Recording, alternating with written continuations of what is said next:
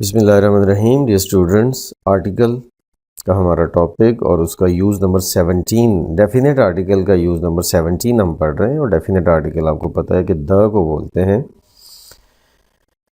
ये यूज़ हमारा है उस सिचुएशन के बारे में कि जब कोई एडजेक्टिव नाउन बन के आता है और किसी चीज़ के एक पार्ट को शो करता है।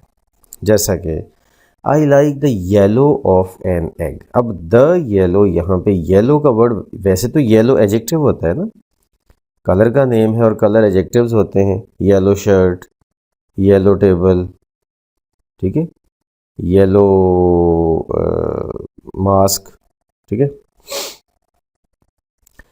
लेकिन येलो का वर्ड यहाँ पे नाउन बन के आएगा द के साथ और ये स्पेसिफिकली उस चीज़ के पार्ट को शो कर देगा, एक particular part of the egg जो येलो होता है उसके बारे में बात हो रही है। I like the yellow of an egg, इसका मतलब कि येलो पार्ट की बात हो रही है।